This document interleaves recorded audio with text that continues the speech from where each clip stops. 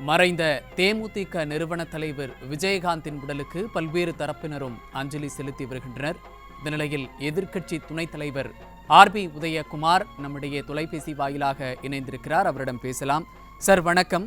தேமுதிக தலைவர் விஜயகாந்த் காலமாக இருக்கிறார். அவருடைய மறைவுக்கு திரையுலகினர், ரசிகர்கள், தொண்டர்கள், நிர்வாகிகள் மற்றும் பொதுமக்கள் என அனைவரும் கண்ணீர் மல்க அஞ்சலி செலுத்தி வருகின்றனர். அவருடைய மறைவு எப்படிப்பட்ட இழப்பாக பார்க்கப்படுகிறது? பகிர்ந்துக்கோங்க சார். தேமுதிகவுடைய நிறுவன தலைவர், மதுரையிலே பிறந்தவர், மதுரை மண்ணின் மைந்தர். அவர் அந்த கலைத்துறையிலே ஒரு மிகுந்த ஈடுபாடு கொண்டு அவர் சென்னையிலே வாய்ப்பு தேடி பல கஷ்டங்களை அனுபவித்து அதிலே வெற்றி கொடி நாட்டினார். அதைத் தொடர்ந்து பொது வாழ்க்கையில அரசு இயக்கத்தில தன்னை ஈடுபடுத்திக் கொண்டு அதிலும் அவர் பல்வேறு சவால்களை சந்தித்த போது புரட்சித் தலைவர் அம்மாவோடு அவர் கூட்டணி வைத்து எதிர்கட்சி தலைவர் அந்தஸ்தை பெற்று ஒரு தமிழக அரசியல் வரலாற்றிலே ஒரு மிகப்பெரிய அத்தியாயத்தை உருவாக்கினார்.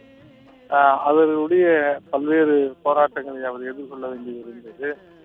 இன்றைக்கு அவர் உடல் நலிவுற்று நம்மை விட்டு பிரிந்து சென்றது மிகப்பெரிய ஒரு மன கஷ்டத்தை ஏற்படுத்தி இருக்கிறது.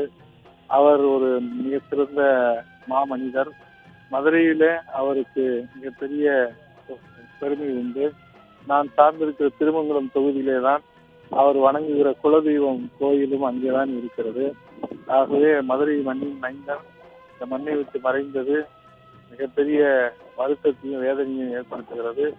புரட்சித் தலைவர் ஐயா எடப்பாடியார் அவர்கள் அங்கே இரங்கல் தெரிவித்து அஞ்சலி செலுத்தியிருக்கிறார்கள். ஆகவே அவருடைய ஆன்மா இறைவன் நிறைந்த சாந்தி அடைய இல்லாமல்ல இறைவனை வேண்டும்.